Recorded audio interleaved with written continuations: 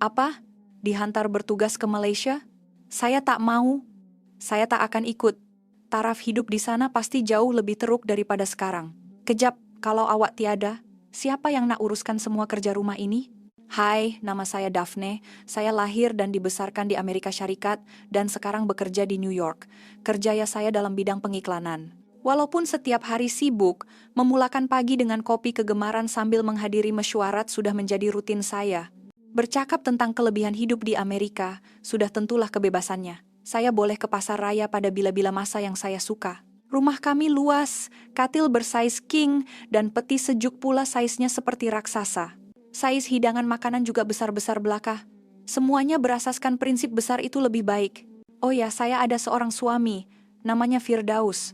Berbeza dengan saya yang gila kerja, Firdaus sebaliknya. Sudah tentu, dia juga bekerja. Tetapi dia selalu pulang awal untuk menguruskan segala kerja rumah. Dari memasak hinggalah mengemas. Semuanya dia lakukan dengan sempurna. Apabila saya pulang dari kerja, sudah menjadi kebiasaan untuknya menyediakan makan malam yang dimasak sendiri. Sejujurnya, saya tidak dapat bayangkan hidup tanpanya, karena saya sendiri tidak tahu cara menggunakan ketuhar. Saya rasa Firdaus hidup mengikut rentak saya. Walaupun dia merungut, saya tidak akan mendengarnya, jadi mungkin dia sudah berputus asa dan merasakan keadaan ini tidak boleh diubah. Walaupun dia pernah berkata, "Cara awak adalah yang terbaik." Adakah itu benar-benar baik untuknya? Ah, biarlah. Asalkan dia gembira, saya tidak akan ambil pusing tentang hal-hal kecil. Jadi, buat masa ini, semua urusan rumah diserahkan sepenuhnya kepada Firdaus, dan semuanya berjalan lancar. Sudah tentu, saya tiada sebarang rungutan. Namun, pada suatu hari, Firdaus pulang dengan senyuman yang lebih ceria daripada biasa. Saya rasa sedikit aneh karena dia bukanlah seorang yang ekspresif. Daphne, ada sesuatu yang saya nak bincangkan. Apa dia? Awak ada ide resipi baru ke? Bukan. Sebenarnya, syarikat ada menawarkan jawatan di luar negara. Luar negara? Di mana? Di Malaysia. Hah? Malaysia? Negara di Asia Tenggara itu? Pikiran saya terus menjadi kosong. Sejujurnya, saya tidak mempunyai sebarang tanggapan baik tentang Malaysia. Bukannya saya tahu apa-apa secara spesifik tentang negara itu. Tetapi apabila mendengar perkataan Asia, saya terus terbayang sebuah tempat yang terikat dengan tradisi kuno, di mana orang ramai tinggal berhimpit-himpit di dalam rumah yang sempit. Saya juga membayangkan, makanannya hanyalah makanan jalanan yang pelik-pelik. Pasti ia bukan negara di mana kita boleh menikmati burger atau steak bersaiz besar seperti di Amerika. Walaupun saya pernah dengar Malaysia mempunyai teknologi yang maju, saya yakin New York jauh lebih hebat. Coba bayangkan, tinggal di dalam rumah yang sempit, dan setiap hari hanya makan makanan jalanan yang aneh. Mustahil. Hah? Malaysia? Kenapa pula mesti ke tempat macam tuh? Saya tak kata awak kena pergi. Cukup saya seorang sahaja. Kara Firdaus bercakap kedengaran sedikit dingin, seolah-olah dia tidak berharap saya akan ikut bersamanya. Sudah tentulah saya juga tidak akan berkata mahu pergi. Membayangkannya, sahaja sudah membuatkan saya seram sejuk. Sekali lagi, tinggal di rumah sempit dan makan makanan pelik setiap hari, mustahil. Baiklah, biarlah Firdaus pergi seorang diri untuk tugasan itu. Apabila memikirkan hal ini, saya tiba-tiba tersedar sesuatu yang sangat menyusahkan. Tunggu sekejap, Firdaus. Kalau awak ke Malaysia, macam mana dengan urusan rumah? Nampaknya awaklah yang kena uruskan semuanya. Tak mungkin. Walaupun teknologi sudah maju, kerja rumah tak boleh diuruskan dari jauh, awaklah yang kena buat. Saya tak boleh buat. Kalau macam tuh, kita pergi ke Malaysia bersama-sama. Saya tak akan pergi. Saya ada kerja sendiri, dan budaya di Malaysia sangat berbeza. Taraf hidup pun pasti akan menurun, kan? Apabila saya dengan jelas menyatakan tidak mahu mengikutnya, Firdaus terus mengalah tanpa membantah. Kami berdua akan tinggal berjauhan. Saya rasa dia agak dingin, tetapi sikapnya yang seperti itulah yang sebenarnya saya suka. Daripada berdebat, dia akan diam dan memerhatikan saya sehinggalah saya dapat menerimanya. Walaupun begitu, saya rasa Malaysia bukanlah tempat yang teruk sangat, kata seorang rakan sekerja saya. Rakan saya dihantar ke sana tahun lepas. Katanya tahap keselamatan di sana sangat baik. Pergi ke kedai serbaneka pada waktu tengah malam pun selamat. Keselamatan? Itu memang bagus. Tetapi itu bukan alasan yang cukup untuk membuat saya mahu pergi. Sistem keselamatan di Amerika sudah memadai, bukan? Dan dengar cerita, makanannya sangat sedap. Terutamanya nasi lemak. Katanya sedap sehingga tidak terkata. dibuat dengan santan segar dan sambal tumis yang hanya boleh didapati di Malaysia.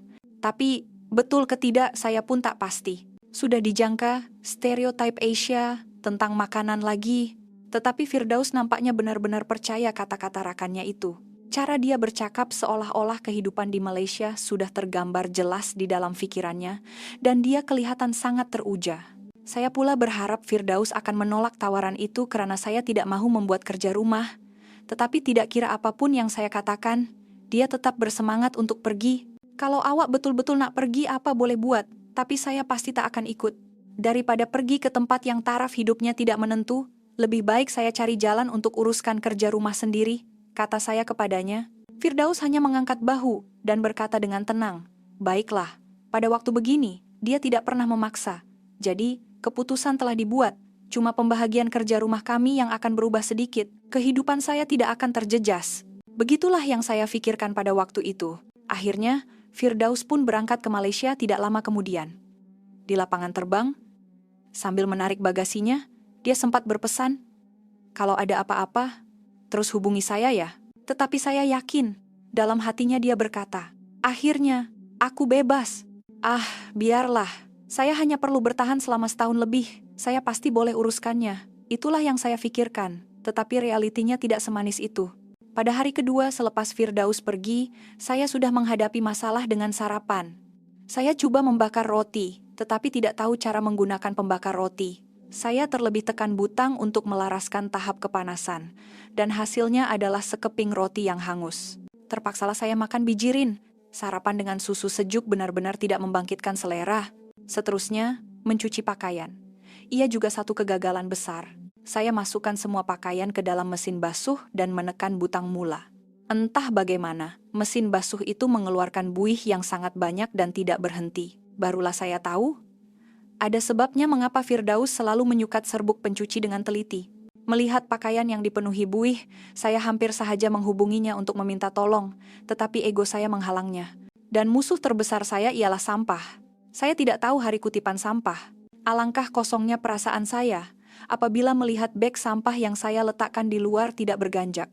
Di Amerika, sampah dikutip hanya sekali seminggu. Jadi, sebelum ia dikutip, laman depan rumah saya sudah kelihatan seperti sebuah bukit sampah kecil. Menyusahkan betul bila Firdaus tiada. Sementara saya di sini kelam kabut, yang menyakitkan hati ialah Firdaus nampaknya sangat gembira di Malaysia. Message-message yang dihantarnya penuh dengan cerita tentang betapa selesanya kehidupan di sana. Contohnya, dia menghantar gambar pangsa purinya. Pada pandangan saya, ia kelihatan sempit. Ruang tamunya mungkin lebih kecil daripada bilik persalinan kami. Tetapi dia berkata, walaupun sempit, tiada ruang yang membazir dan kemudahannya sangat selesa. Contohnya, bilik airnya hanya perlu menekan satu butang untuk melaraskan suhu air. Dia kelihatan sangat kagum. Saya melihat gambar bilik air itu. Memang nampak canggih. Sejujurnya, di Amerika kami biasa dengan budaya pancuran mandian, jadi saya tidak begitu paham nilai sistem yang direka untuk berendam. Cerita tentang makanan juga menyakitkan hati. Dia nampaknya telah makan nasi lemak di sebuah majelis sambutan. Gambar yang dihantarnya menunjukkan hidangan nasi lemak yang kelihatan premium, lengkap dengan sambal sotong dan rendang ayam. Ini sama sekali berbeza dengan image makanan jalanan yang saya bayangkan. Setiap komponennya dipersembahkan dengan cantik dan kemas. Hanya dengan melihatnya sahaja sudah tahu ia pasti sedap. Kenyataan ini membuatkan saya berasa geram. Saya di sini penat setengah mati menguruskan kerja rumah, manakala Firdaus menghantar cerita tentang kehidupan di Malaysia yang mudah dan selesa. Pada suatu hari, dia menghantar message lagi. Kedai serbaneka di Malaysia memang hebat. Walaupun tengah malam, kita boleh beli makanan dan pencuci mulut yang sedap. Pilihan minuman pun sangat banyak. Teh tarik sahaja ada macam-macam jenis. Seronok memilih. Kedai di Malaysia buka sampai tengah malam. Walaupun hebat, kualitinya pasti tidak seberapa, bukan? Saya membalas begitu, tetapi gambar teh tarik ais dan karipap pusing yang dihantarnya kelihatan sangat menyelerakan. Firdaus berkata, nasi lemak bungkus yang digemari, ramai orang asing memang terbaik, tetapi saya langsung tidak dapat membayangkan rasanya. Lagipun, ia makanan yang tiada di Amerika. Kenapalah wujud perbezaan yang begitu ketara? Saya di sini bergelut dengan roti hangus dan bukit sampah, manakala dia menikmati kehidupan dengan nasi lemak dan kedai serbaneka yang hebat. Saya mula rasa tidak adil. Selepas beberapa kali melihat gambar-gambar dari Malaysia dan mendengar ceritanya, saya menjadi semakin ingin tahu. Contohnya, pada suatu hari Firdaus menghantar sekeping gambar yang diambilnya semasa berjalan-jalan pada waktu pagi. Kawasan perumahannya sangat bersih. Tiada secebis sampah pun di jalan raya, dan pokok-pokok di tepi jalan dipangkas rapi. Grafiti yang biasa dilihat di merata tempat di Amerika juga langsung tidak kelihatan. Bersihnya kawasan perumahan di Malaysia, saya terkejut. Di Amerika, walaupun di kawasan perumahan elit, beg sampah yang berterabur adalah pemandangan biasa.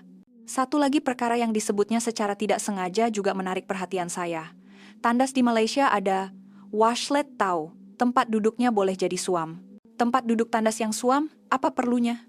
Walaupun saya berpikir begitu, apabila teringat akan tempat duduk tandas yang sejuk membeku pada musim sejuk di Amerika, saya rasa mungkin ia satu kemudahan yang bagus juga. Dan katanya, tandas awam di pusat membeli belah juga dilengkapi kemudahan yang sama.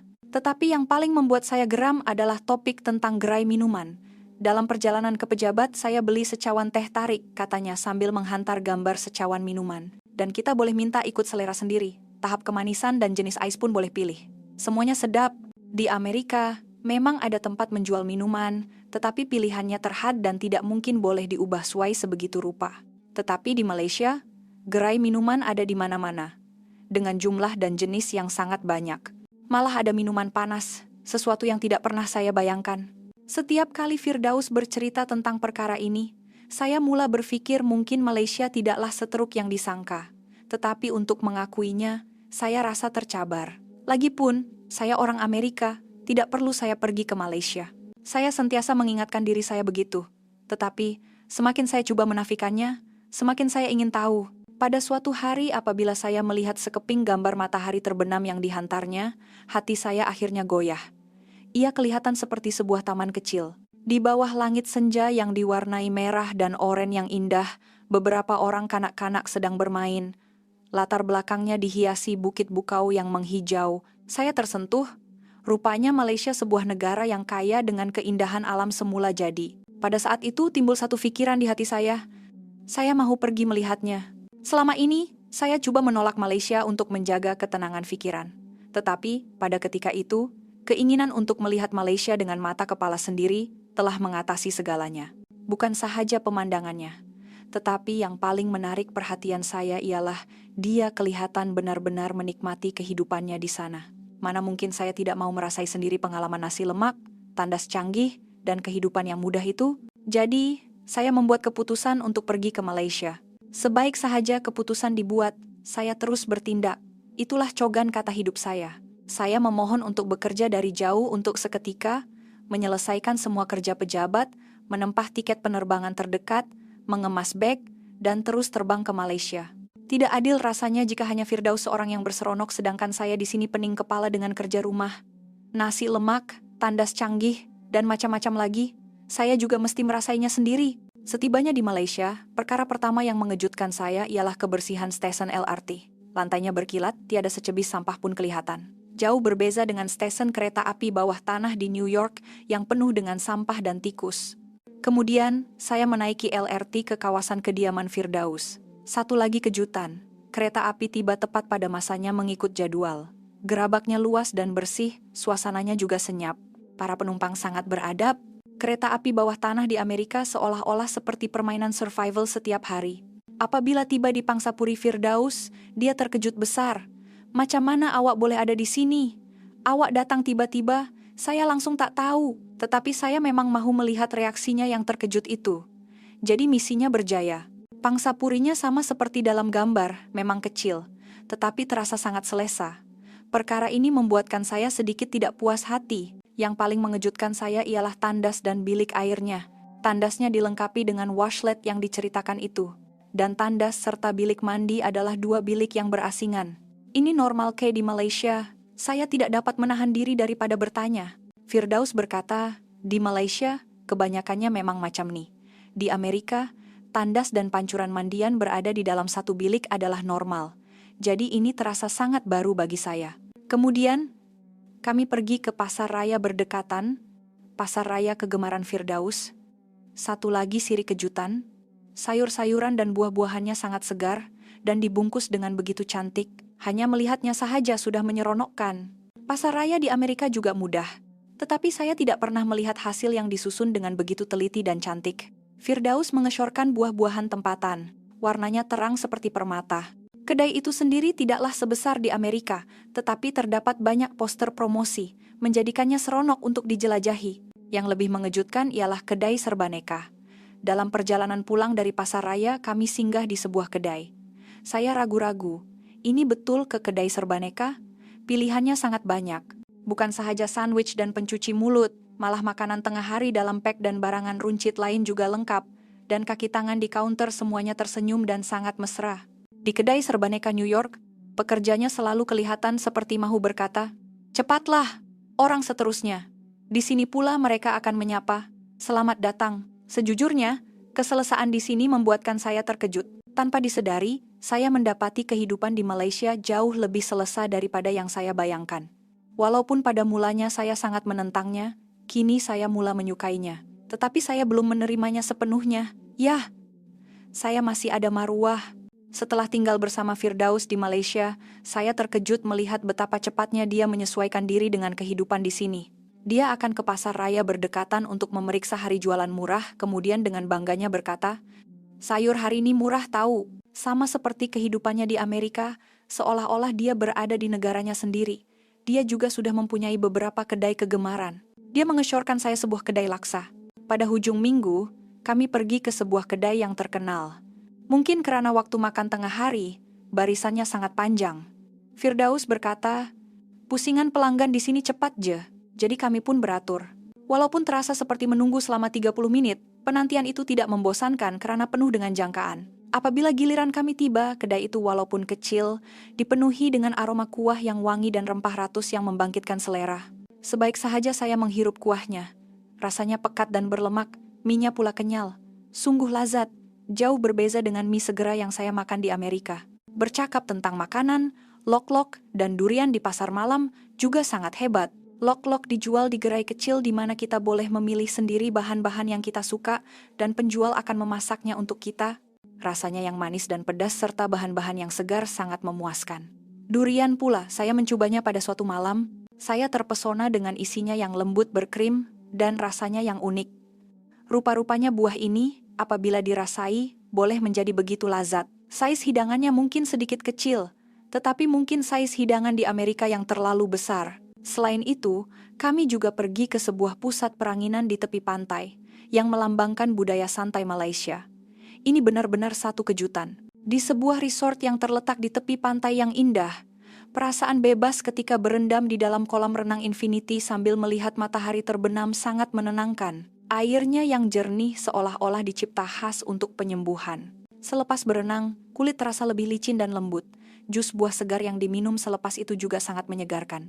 Kami juga menyertai aktiviti yang mencerminkan keunikan Malaysia. Pada suatu petang, kami pergi melihat kelip-kelip di Kuala Selangor. Pada mulanya, saya rasa agak janggal untuk duduk di dalam perahu kecil yang gelap, tetapi pengalaman melihat ribuan kelip-kelip yang berkelipan serentak di sepanjang tebing sungai di bawah langit malam sangat ajaib. Pemandangan seindah ini tiada di Amerika, kata saya tanpa sadar. Firdaus hanya tersenyum bangga dan berkata, "Kan, begitulah." Sambil mengenali kehidupan di Malaysia, hati saya secara beransur-ansur mula menerima perbezaan dengan Amerika. Saya akui, kehidupan di Amerika yang bebas dan dinamik memang hebat. Tetapi kehidupan di Malaysia yang teliti dan seimbang juga mempunyai daya tarikannya yang tersendiri. Tanpa disedari, kehidupan di Malaysia telah menjadi rutin saya. Bangun pagi, menggunakan tandas canggih, pergi membeli belah di pasar raya bersama Firdaus, dan memasak bersama. Hari-hari yang tenang seperti ini tidak pernah terbayang di New York. Malaysia nih, pada mulanya nampak sesak, tapi sebenarnya tempat yang sangat selesa untuk didiami, kan?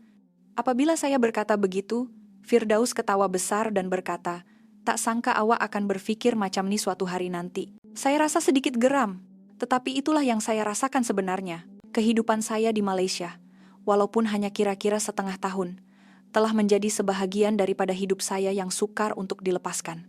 Mampu berkata, walaupun berbeza dengan Amerika, Malaysia juga hebat, adalah bukti kematangan saya.